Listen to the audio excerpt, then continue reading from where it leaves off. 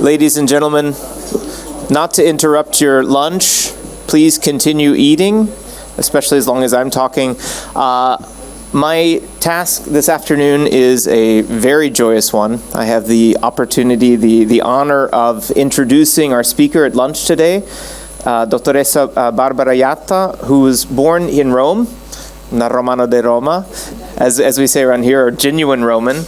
She's been married to her husband Fabio since 1988, and they have three wonderful children, Marco, Fabiola, and Giorgio. Dottoressa Jatta has a degree in letters with her thesis on the history of drawing, engraving, and graphics from La Sapienza University here in Rome. And she concluded a 3-year specialist course in the history of art, also at La Sapienza.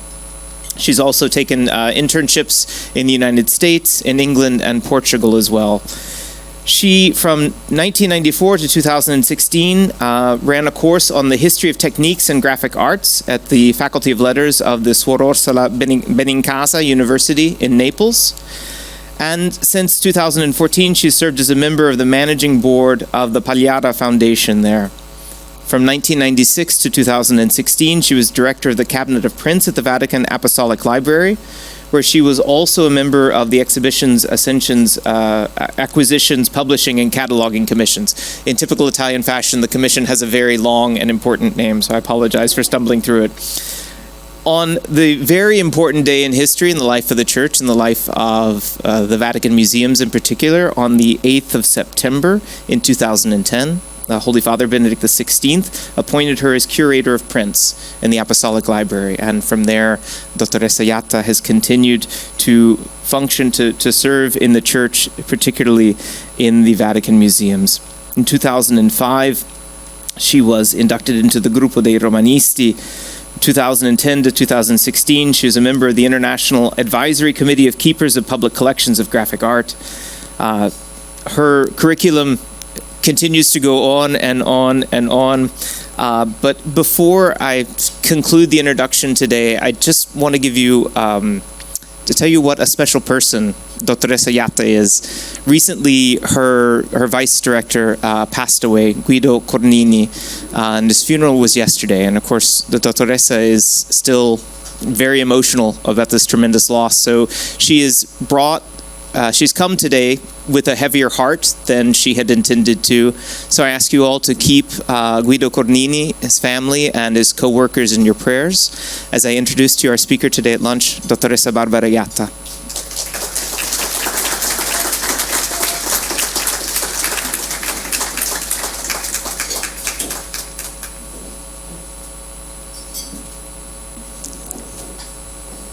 Good afternoon to everybody. It's a difficult day for me today, but I'm very, very happy to be here because I think that Guido and all the museum wants this, and he would be always a good companion to me in the future. So he will always be with me. I'm very close to the Notre Dame University, and in the presentation was of course was not said that in the week I was appointed the vice director to the Vatican Museums on May 2016. I was just coming on the plane from Notre Dame where I was with the cardinal librarian and the prefect of the Vatican Library for an international conference, symposium, held and organized by the Vatican Library and at Notre Dame with the Notre Dame University on the role of the Vatican Library in the studies, in the different fields of humanistic and studies in the U.S. university and worldwide. And on the plane back, the cardinal and the prefect told me, oh, maybe tomorrow we will meet the Pope. It was already Pope Francis. And so with the jet lag the next morning, I went to the Vatican Library, and then I present a project that we organize in the library at that moment, and this was on Monday, and on Friday I received the appointment from the Pope. And the Pope was looking at me and analyzing me in some ways, and then I realized that later on. And it was really, and so I always linked my appointment to Notre Dame University. So I'm very when Father Jenkins came to visit me a few months ago and asking me to be with you today, I immediately say yes, because everything involves Notre Dame. It involves my life. So I'm glad to be here today. So I know that some of you will go later on today, or maybe in the next days, to visit the Vatican Museum. So I won't make a long story on the museum, on the Vatican Universal Collection of the Popes. I can only tell you, as I know that the speciality you are, in some ways tell you what is important, your background and your speciality in our work. You don't think that a lawyer or the juridical part can be so important to run and to work in a field of those universal collection of art, of history, and of faith that are the Vatican Museums, going from Egyptian art to contemporary and to very, very contemporary art. This is the incredible range of thousands and thousands of works of art that we preserved in our 7 miles of museums. But I can assure you that I'm a daughter of a lawyer. And my father said always that a lawyer in a family is very, very important to have, because there are so many issues that you have to focus in a juridical side. And what he taught me, and I must say that Cardinal Bertello, that was the Cardinal President of the Governorate of the Vatican City State, that appointed me. I mean, probably he was the one who, not probably, he was the one who gave my name to the Pope, told me, always read very well what you are signing. And this is a statement that is coming from my father, but he's because of course part of my work, daily work, is to sign contracts, is to sign different documents that of course is related on many issues, and so the importance of reading well what you are signing is in my mind and is in my another thing is nice to tell you that my very strict and close secretary is a lawyer also. So because I think, and I choose her after a while. I was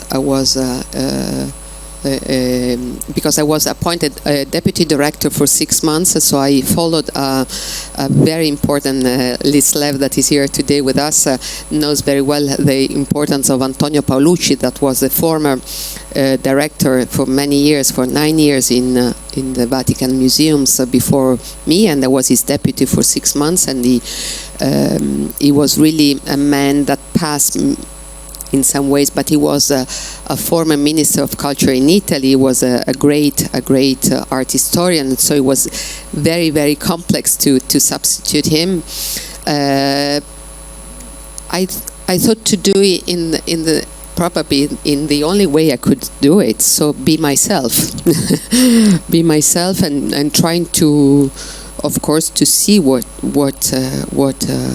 the past was of this incredible institution that is dated 500 years old, but also not only the 500 years, but since the inception of papacy, the importance of art is related to the development and to the evangelization of the faith.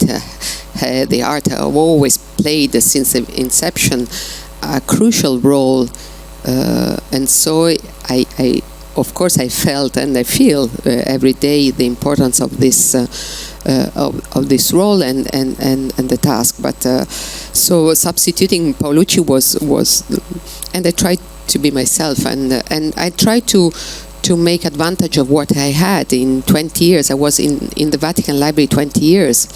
And even there, if I was not in a very apical position, of course, Pope Benedictus, the Pope Emeritus, that please God preserve the two popes to us as long as they can, really was is a very, very important in the library. My role and my work in the library for 20 years was really to make possible to the universal also incredible collections in the Vatican Library that are kept collection, closed collections, open only to a very specialized public, made them word-wise accessible. And so with the Cardinal Librarian of that time, before Prefect and then Cardinal Librarian Raffaele Farina, we all started in the library an immense project of digitalization of the objects, of the pages, of the manuscript, of the printed books, of the coins and medals, but also on the prints and drawings. And we started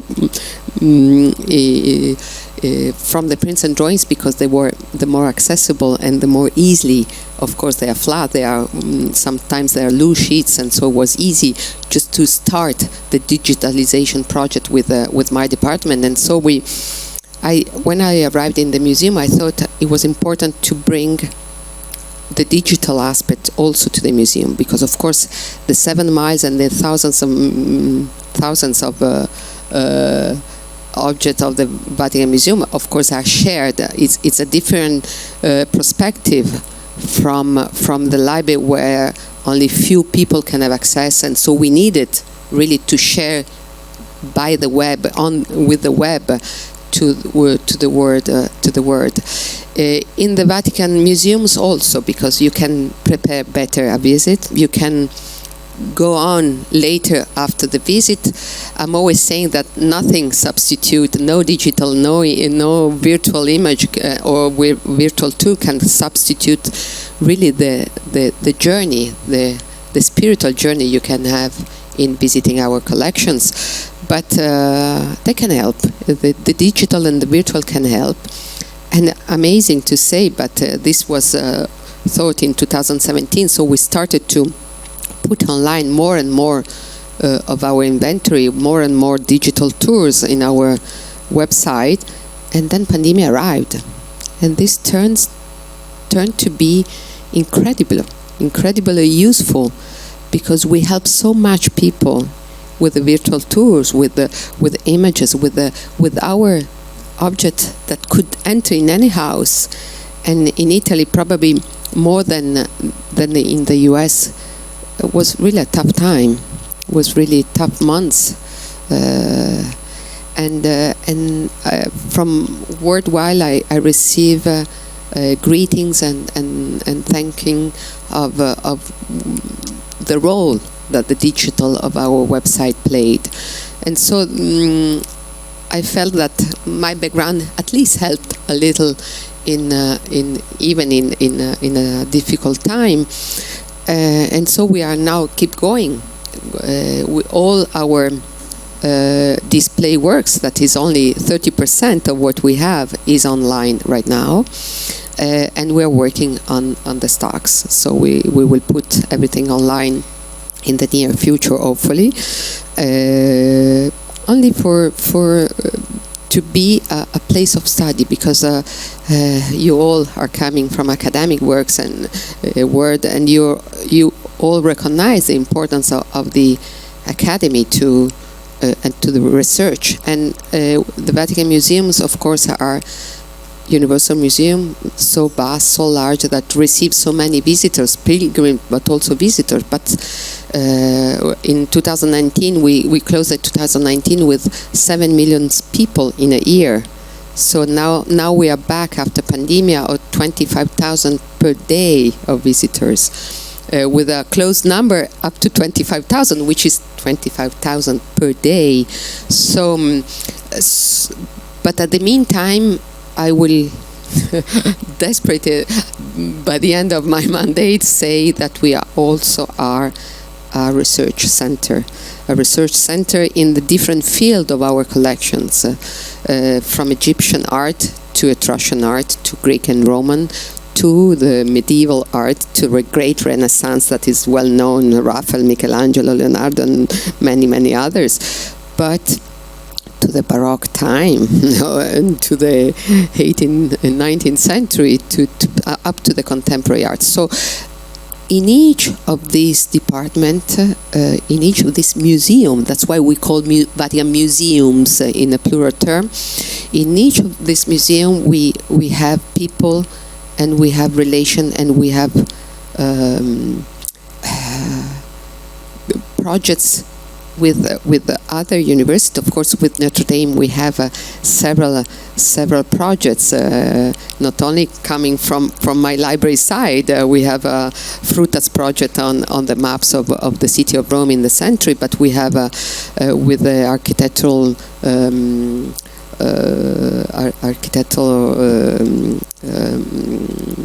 department of Notre Dame, a huge and students of architecture in Notre Dame came and designed and made all the Barmante courtyard relievo. I don't know how to say that in a technical term of it, and it's a way of entering for a student in incredible Renaissance